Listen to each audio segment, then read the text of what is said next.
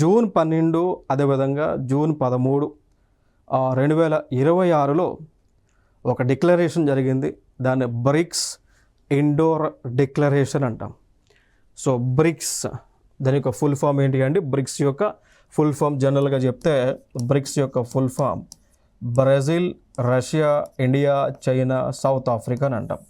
So Brazil, Russia, India, China, South Africa ఈ 5 దేశాలు కలిసి ఒక కూటమిగా ఏర్పడ్డాయి. ఇనిషియల్గా అయితే 4 దేశాలు Brazil, Russia, India, China. So 4 దేశాలు ఒక కూటమిగా ఏర్పడ్డాయి. దాని తర్వాత సౌత్ ఆఫ్రికా వచ్చి జాయిన్ అయింది. సో కలిపి దాంట్లో బ్రిక్స్గా నామకరణం చేశారు. సో బ్రిక్స్గా నామకరణం చేసిన తర్వాత ఈ యొక్క బ్రిక్స్ దేశాల్లో ఒక్కొక్క దేశము ఒక్కొక్క సంవత్సరానికి ప్రెసిడెంట్ కంట్రీగా ఉంటుంది. సో అలా మరి ఈ సంవత్సరము 2026కి గాను సో ఇండియా బ్రిక్స్కి ప్రెసిడెంట్ నేషన్గా ఉంది. మరి ఆస్పెక్ట్స్లో బ్రిక్స్కి సంబంధించినటువంటి మీటింగ్స్ అన్నీ కూడా ఇండియాలోనే జరుగుతున్నాయి కాబట్టి సో ఇక్కడ ఇండోర్లో కూడా ఒక మీటింగ్ జరిగింది.